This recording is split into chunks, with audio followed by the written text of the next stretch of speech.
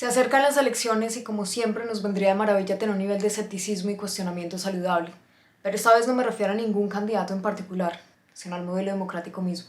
En este video les cuento cuál es el lado oscuro de la democracia, no para que la tildemos como inútil o enteramente decadente, o para que no participemos en las elecciones y demás espacios políticos, sino para que en adelante sepamos abordarla con objetivos más consecuentes, contrarrestando uno de los discursos más dogmáticos de la historia.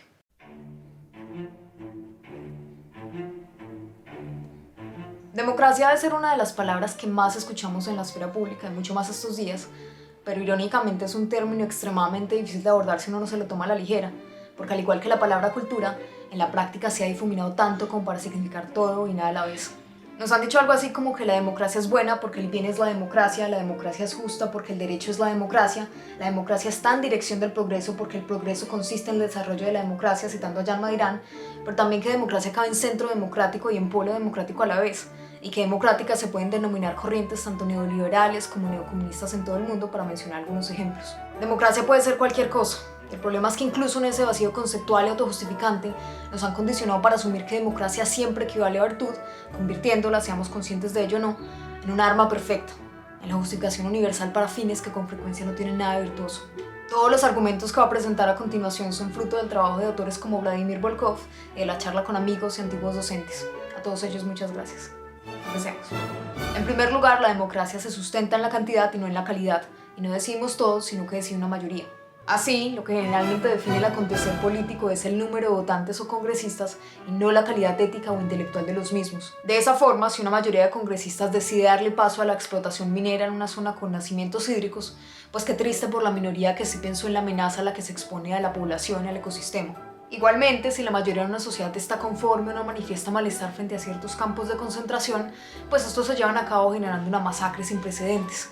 No sé si les suene, pero eso también pasó en una democracia.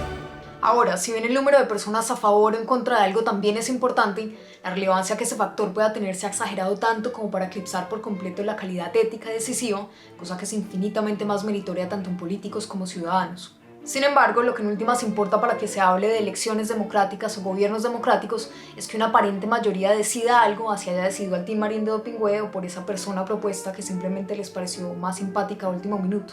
¿Con qué argumento? Con otra asunción cuantitativa que reza que a partir de los 18 años, todos mágicamente sin excepción nos hacemos lo suficientemente responsables y reflexivos como para involucrarnos en política.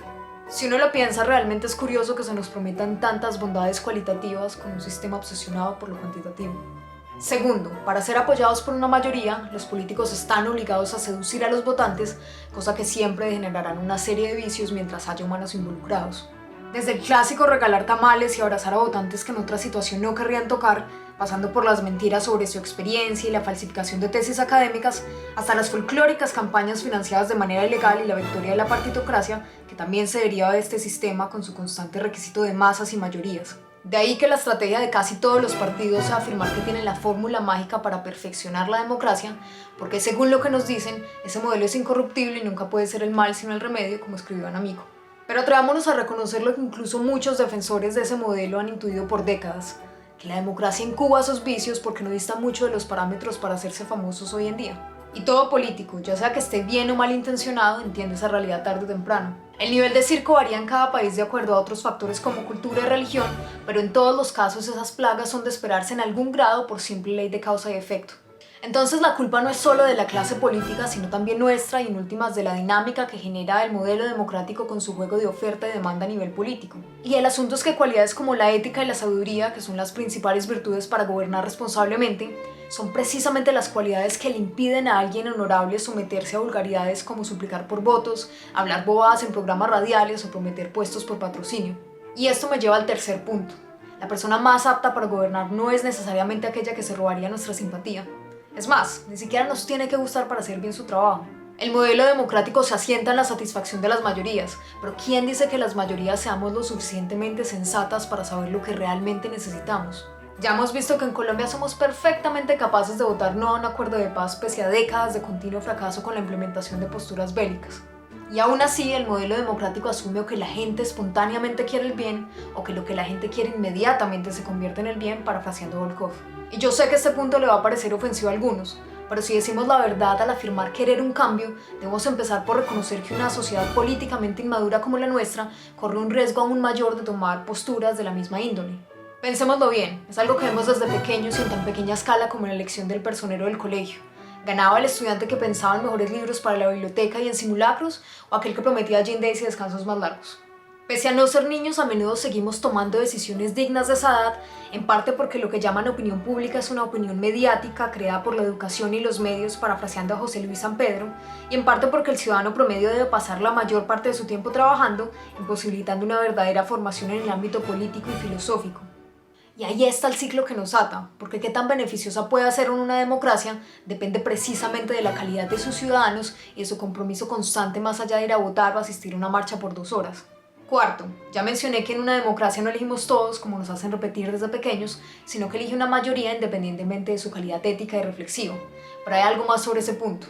Esa mayoría se cuenta como se quiera contar, de forma que si en una elección vota menos del 50% de la población habilitada, igual decimos que legítimamente se hizo la voluntad del pueblo.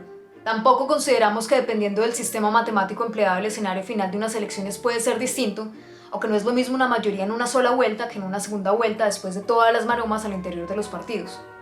Y todo lo anterior sin mencionar la ola de muertos que aparentemente resucita para votar en la búsqueda enfermiza de ese elixir llamado mayoría.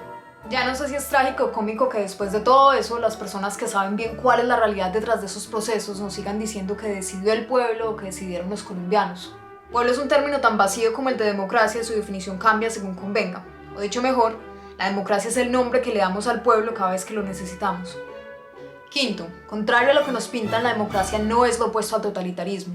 Aunque nos incomode recordarlo, varios sucesos y gobiernos hoy tachados de indeseables se dieron en el seno de unas democracias. Hitler fue democráticamente elegido como canciller, al igual que Uribe, Margaret Thatcher o Trump, y en su gobierno era común la realización de referendos para escuchar a la población. Durante la Revolución Francesa, que para los historiadores sentó las bases de la democracia moderna, el genocidio se hizo frecuente en nombre de los derechos del hombre, y de forma similar, actualmente los gobiernos de muchos países o han atacado a sus propios civiles cuando se manifiestan, o han violado la soberanía de otros países en el nombre de la democracia, con la bendición de organismos internacionales muy demócratas también. En últimas, esa idealización de la democracia que hemos padecido se puede entender como resultado de la propaganda en aulas, medios y espacios políticos, incluso como resultado de las buenas intenciones y la necesidad de orden y sentido de muchos. Pero por el bien de todos y para evitar que eso siga siendo usado en contra nuestra, es mejor incentivar ese nivel saludable de escepticismo y cuestionamiento del que hablé en un inicio. Afortunadamente, para eso siempre podemos volver a las páginas de la historia para confirmar que incluso un eslogan tan aparentemente bondadoso como libertad, igualdad y fraternidad, a menudo acompañado por unas cláusulas de las que casi no se habla. Muchas gracias.